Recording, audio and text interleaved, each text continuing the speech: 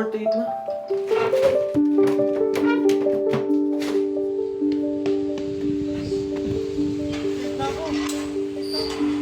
Siya ang aking guro. At na-late na naman si Sir. Uy, pre! Crush mo na si Suzette?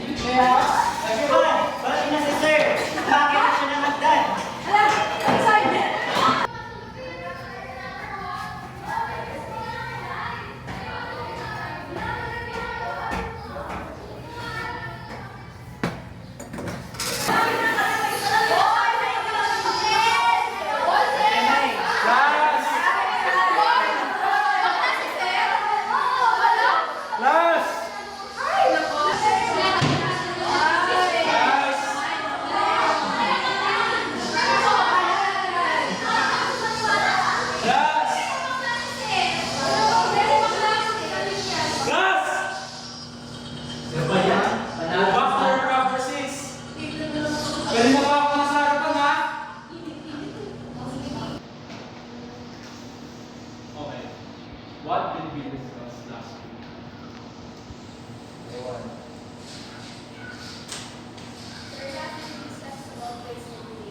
Very good.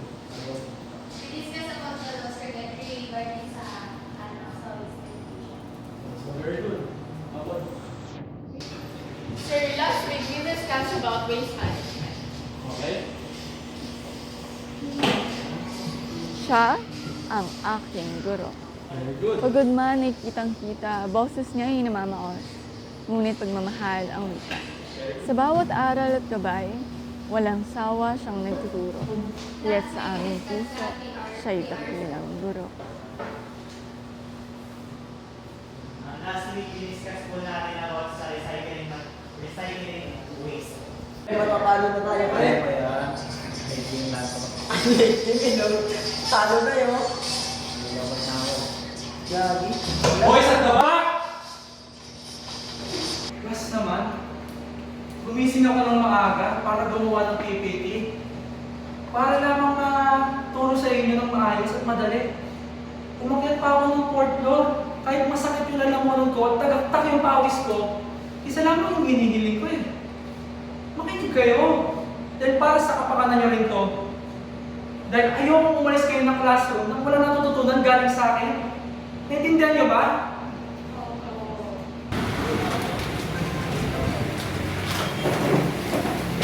Guys, saglit lang. May joke ako. Hindi, bago nga. Ito. Pagkili kayo. Ano ang tawag sa handaan ng mga baboy? Rice lang, rice na kain ako. Oo, ito nga ako. Ang tawag sa baboy sa handaan ng mga baboy. Igipiging!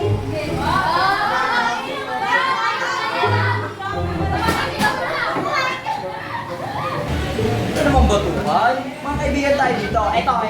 Promise, bago isa pang joke. Ito. Ito nga, bago talaga ito, bago. Promise. Ito. Bakit? Walang umagat gabi sa Japan.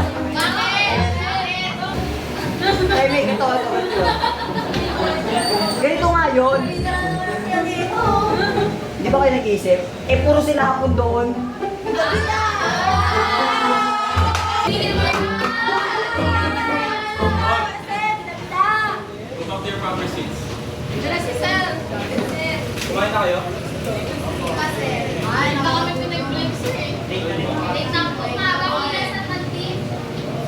Hayaan ko muna kayo kumain. Siya ang aking guro. Na hinayaan kaming kumain sa klase dahil sa maikling oras na break time, siya ay nagparaya. Oh, Rex, wala ka man nakain ah. Tapos ka na? Kumakain din, sir. Bro, kasi joke eh. Busog na ako, makita ko lang kayo masaya. Wala kang ba? Sakto na pumasahe, sir. Huwag kang magalit. May 50 ako. Bumili ka ng tubig, tapos yung supply pang assist mo. Sige, sir. Sige, ano ka na? Sa pitakay kumukuha, mapunan lang ang pangangailangan ng estudyante sa eskwela.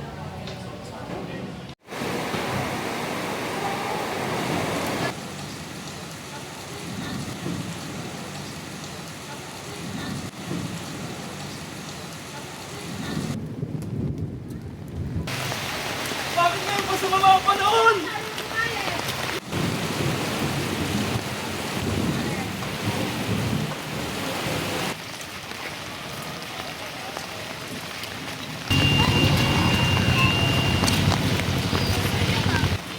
Sir! Sir! Sir! Sir! Sir, payong ko! Salamat saya. Pinadala ko kasi sa anak ko yung payong papuntang school niya. Tsaka, sir, malayo pa kayo, di ba? Tsaka sabi sa balita, nakita ko yung lugar nyo, signal number 2 na. Bakit pumasok pa kayo? Alam mo, Sai, uminit man o bumagyo, hindi ko hayaang makalimutan ko ang responsibilidad ko bilang isang guro. Pumasok ako dahil ayoko masayang ang ginastos na pamasahe ng ating mga estudyante. Tsaka, di ba may reporting kayo ngayon? At alam ko pinagpuyatan niyo yan. Kaya dapat, i-report niyo yan. Para naman hindi sayang yung pinagpuyatan niyo. Kahit bumabagyo ay naroon, kailanman ay hindi lumiliban. Sa pagtuturo'y dedikasyon. Walang araw na nagkukulang sa edukasyon kami tinutulungan. Sa kanyang sakripisyo, kami lubos na pinagyayaman. Pasok. Ma'am, good afternoon po, ma'am. Good afternoon. Ba't niyo po pala ako napatawag? Uy, Justine. Problema tayo eh. Itong estudyante mo, nagpaalam sa akin na magsi-CR lang daw, pero nakita ko doon sa kabilang building, may dala-dala ng pagkain. Nagkaklase ako saan-saan punta ng punta. Justine naman. Ba't ka naman punta sa kabilang building? Di ba kating class na yun? May klase pa kayo. Ang paalam mo lang di ba sa teacher mo, magsisiyar ka lang? Ba't may dala-dala ka ng pagkain? Nagdumi po kasi sa CR ng building natin eh. Kaya po pumunta ako sa kabilang building para po mag-CR. Napadaan na din po ako sa canteen. Nagugutom na din po ako sa sorry ma'am. Justine, alam mo nagkaklase ako. Tinatawag kita, hindi mo ako naririnig. Ano ka, snubber? Ay nako sir, hindi ko na maintindihan sa klase mo kung anong meron. May make-up, may nagtatawanan, may nagdadaldalan. Ang gulo-gulo ng klase mo, sir. Ma'am, pagpasensya niyo na po talaga yung mga bata, ma'am ha. Kahit naman ganito sila, ma'am, magpagsasabihan naman po sila. Tsaka, pag nagutom po ito, baka di po makapag-concentrate sa klase niyo, ma'am. Huwag po kayo mag-alala, ma'am. Ako po bahala sa kanila, ma'am. Pagsasabihan po sila. Pagsasabihan naman kayo, di ba anak? Opo sir. Sige anak, mauna ka na dun ha. Hindi pa, sir. Siya ang aking guro. Na umako ng lahat ng pasanin. Sa bawat hamon at pagsubok, siya'y nasa aming likuran. Palaging nagtatanggol, walang kapantay ang pagmamahal. Okay, so meron tayong types of waste. The organic waste and the inorganic waste. Organic waste. Organic waste refers to any material that originates from living organisms and is biodegradable, just like What is waste management? Waste management is an important step in protecting the environment. From the separating organic and inorganic waste to using recycled products, every small action can have a positive impact. Thank you and have a great day. Thank you, class. So, you will now take your seat. Okay? So, thank you for reporting. So, tomorrow, mag-advance study kayo ulit ng mga lesson nyo. Kasi pagtapos natin mag-discuss, mag-reporting ulit kayo. Ano ba to si sir? Pag may reporting na lang, di ba siya nagsasawa? Oo nga, mabigat naman yung mga basa ko. Kaya nga. Narinig ko yan ha. So, ba't kayo nagre-reklamo? Di ba mga humanista kayo? Ang mga humanista marunong sa public speaking. Alam niyo ba kung ba't ko kayo pinapa-report ngayon? Kasi kailangan yung may improve ang public speaking nyo. Saka mas maiintindihan nyo ang lesson kapag kayo mismo ang nagtuturo nito. Hindi ko so magkaroon kayo ng Siya ang aking guro na kiniinisan namin. Kaya bukas, Sa palagi report niyang ulit tayo. pagpapareporting, So, yun lang. naging kami Bye, class. mas magaling. See you tomorrow. Bye, sir! Bye, sir!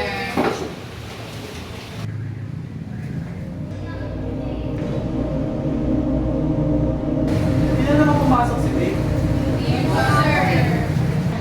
Ganun ba? Bisitahin kaya natin.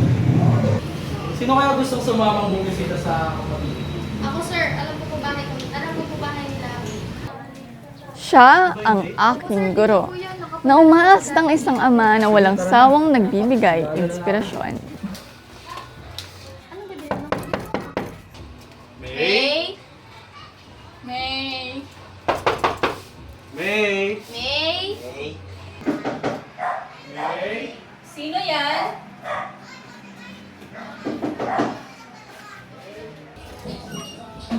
Sir? Sai? Dave? Justin?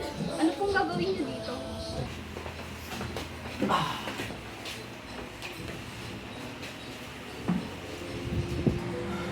Kaya anak, kaya ba hindi ka na pumapasok dahil nahiya kang buntis ka? Sorry po, sir. Pero ayoko na pong mag-aral. Wala na po akong mukhang maihaharap. Sayang naman kung di mo na pagpapatuloy ang pag-aaral mo. Grade 12 ka na. Second semester na rin. Mga ilang araw o linggo na lang graduate ka na. Saan ka pa susubo? May, huwag mo nga hayaan maging hadlang ng anak mo para sa pangarap mo. Dapat siya yung ginagawa mo inspirasyon para mabigyan siya ng magandang buhay. Opo, sir. Alam mo, May, anak, dati isa akong jeepney driver. Ang hirap ng buhay noon. Pero alam mo, hindi ko hinayaan maging gagano na lang yung buhay ko. Kaya bumalik ako sa pag-aaral. Pansin mo, lahat ng pinaghirapan ko, lahat ng nakamit ko, di ba naghihirap ako noon? May pinagdadaanan ako noon. Meron akong problema, pero nasusolusyonan ko rin yun. Hindi ako sumusuko. Kaya ikaw, lakasan mo yung loob mo ha. Huwag kang susuko. Sa sipag at tiyaga, makakaalis ka rin dyan sa sitwasyon mo. Kakayanin mo yan. Kaya huwag kang mawawalan ng pag-asa. Pumasok ka sa Lunes ha. Pero hahayaan mo na kitang umabsent kung hindi mo pa kaya. Yung modular mo na kita. Kailangan mong pumasok at sabay-sabay pa kayong nag-graduate. Naintindihan mo ba? Siya ang aking guro na hindi lang subject ang tinuturo, kundi pati karunungan. Bawat aral at payo is puso'y nag-uukit ng tamang landas at gabay na walang hanggan.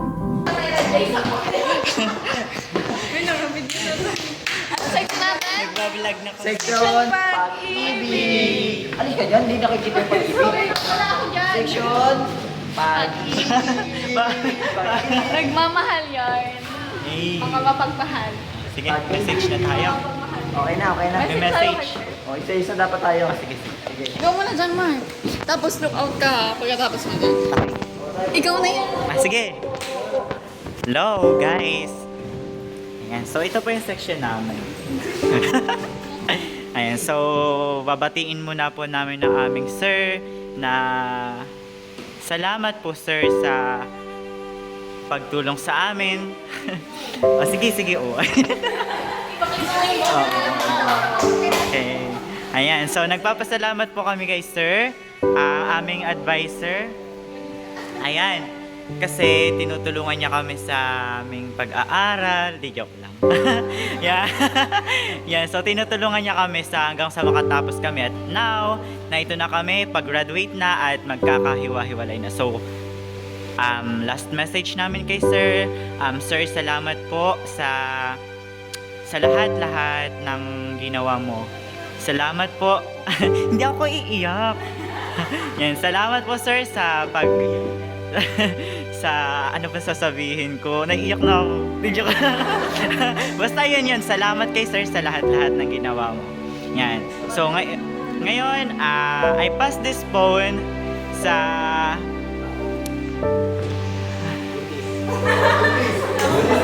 okay, sa taong buntis naming kaklase. Okay. Eh,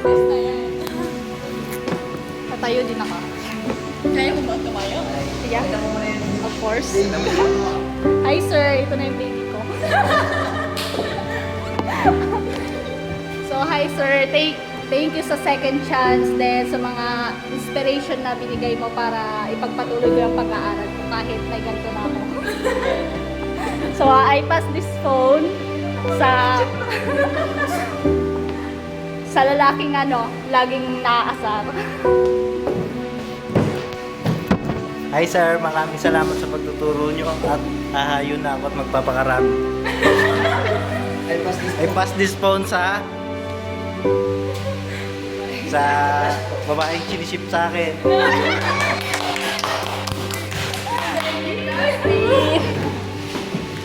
Hi sir, welcome to my vlog. Ayun sir, thank you po sa lahat. Ikaw po yung naging dahilan kung ba't kami nandito ngayon. And, huwag kayong ganyan. Ikaw po yung nagturo na kung ano yung kahalagahan ng edukasyon. Hindi po kami magiging successful kung hindi po dahil sa'yo. Maraming salamat po. Mawa na ba kayo? Pumalak po kayo. I pass this phone sa sa lalaking sa lalaking joker. So what's up guys? Ngayon muna, wait lang. Tayo muna ako buloy sir. Okay game. Sir, maraming salamat po sa inyong pagtuturo sa amin. Magiging aral po sa amin yung mga mamaya na yung joke. Naging aral po sa amin yung mga sinasabi niyo po sa amin. Maraming salamat po. Sana may God be the glory. Thank you. I pass this phone sa aming pinakamagandang kaklase sa aming section pag-ibig. Yay! Hay mo na.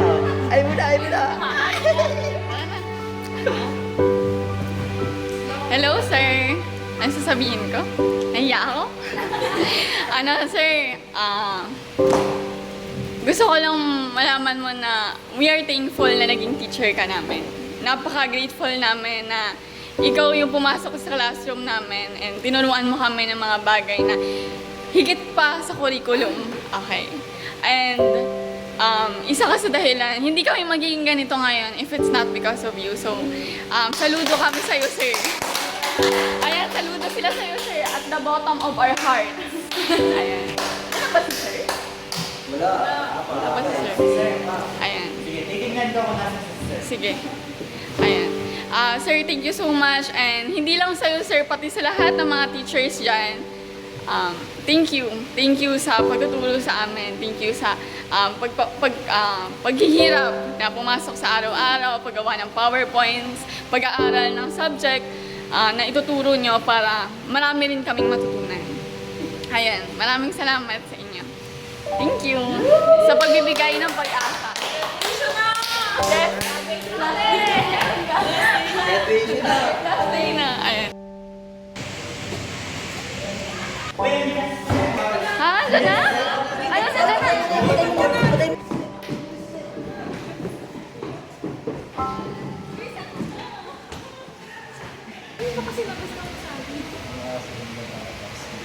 Wait.